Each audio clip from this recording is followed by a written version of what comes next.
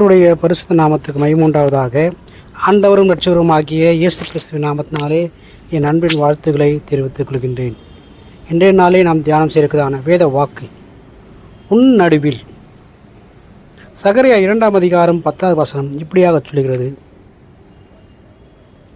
சீயோன் குமாரத்தியே கெம்பீரித்து பாடு, இதோ நான் வந்து உன் நடுவில் வாசம் பண்ணுவேன் என்று கர்த்தர் சொல்லுகிறார். கர்த்தர் இப்படியாக சொல்லுகிறார், நான் வந்து உன் நடுவில் வாசம் பண்ணுவேன் என்று. இந்த வசனம் எதை குறிக்கிறது? கர்த்தர் மக்களுக்கு ஒரு வாக்குறுதியை கொடுக்கிறார். அது மாத்திரமல்ல, வாக்குறுதி மாத்திரமல்ல, மகிழ்ச்சியான ஒரு அழைப்பையும் அவர் கொடுத்துள்ளார் என்று இங்கு பார்க்கிறோம். இதன் பொருள் மற்றும் முக்கியத்துவம் இப்படியாக சொல்லப்பட்டுள்ளது: கெம்பீரித்து பாடு.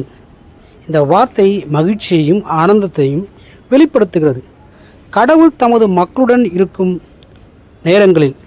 இருக்கப் போகின்ற நேரங்களில் எப்படி இருப்பார், அவர் எப்படியாக இருக்கிறார் என்று இது காட்டுகிறது. அவர்கள் மகிழ்ச்சியாக இருக்க வேண்டும் என்று அவர் விரும்புகிறார்.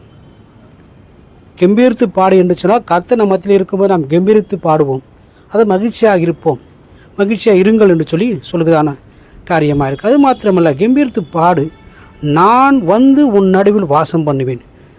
கர்த்தர் தமது மக்களை விட்டு விலகி இருக்க மாட்டார், அவர் விலகி இருப்பதும் இல்லை, மாறாக அவருடன் இருக்கப் போகிறார் என்பதற்கான உறுதிமொழி இது. இது கர்த்தருடைய பிரசன்னத்தையும் பாதுகாப்பையும் குறிக்கிறது. கர்த்தர் நம்மோடு கூட இருக்கும்பொழுது, நம் நடுவில் இருக்கும்பொழுது, நமக்கு எதிராக சத்ருவானவனால் எந்த ஒரு காரியத்தையும் செய்ய முடியாது. சத்ரு நம்மை மேற்கொள்ள முடியாது.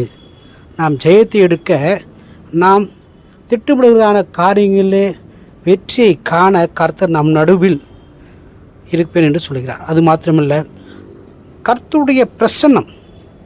இந்த வசனம் கர்த்தர் தமது மக்களுடன் எப்பொழுதும் இருக்கிறார் என்பதை உறுதிப்படுத்துகிறது. அவர்களை கைவிட மாட்டார். தேவனுடைய பிரசன்னம் நம்மோடு கூட இருக்கிறது என்பதையும் அது உறுதிப்படுத்தக்கூடியதாக இருக்கிறது. மகிழ்ச்சிக்கான காரணம் கர்த்தர் நம்மோடு இருக்கிறார் என்பது நமக்கு மகிழ்ச்சியான மிகப்பெரிய காரணமாக இருக்கிறது. இந்த பிரசன்னத்தை உணர்ந்து மகிழ்ச்சியாக இருக்க ஊக்குவிக்கிறது இந்த நம்பிக்கை. இந்த நம்பிக்கை நமக்கு என்ன சொல்லுகிறது? இந்த வசனம் நமக்கு நம்பிக்கை அளிக்கிறது. கடவுள் நம்மோடு இருந்தால் எந்த சூழ்நிலையும் நாம் எதிர்கொள்ள முடியும். இந்த வசனம் நமக்கு என்ன கற்பிக்கிறது?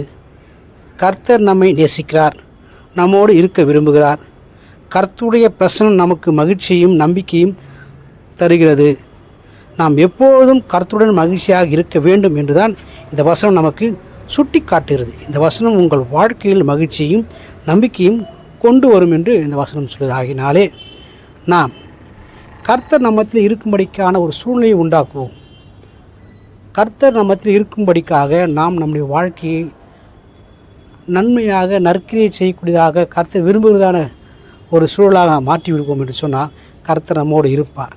கர்த்தர் நம் நடுவில் இருக்கும் பொழுது நிச்சயமாகவே நம்முடைய வாழ்க்கையிலே ஆசீர்வாதங்கள் உண்டாகும், மகிழ்ச்சி உண்டாகும், பாதுகாப்பு உண்டாகும். கர்த்தர் நம்மோடு இருக்கும்போது நமக்கு பாதுகாப்பு, கர்த்தர் நம்மோடு இருக்கும்போது மகிழ்ச்சி, கர்த்தர் நம்மோடு இருக்கும்போது வெற்றி உண்டாகும். ஆகினாலே தொடர்ந்து கர்த்தர் நம்மோடு இருக்கும்படிக்காக, நம் நடுவில் இருக்கும்படிக்காக நம்முடைய சூழ்நிலையை, நம்முடைய கிரியை, பேச்சு, செயலை மாற்றிக்கொள்வோம். கர்த்தர் தொடர்ந்து நம் மத்தியில் இருந்து நம்மை ஆசீர்வதிப்பாராக.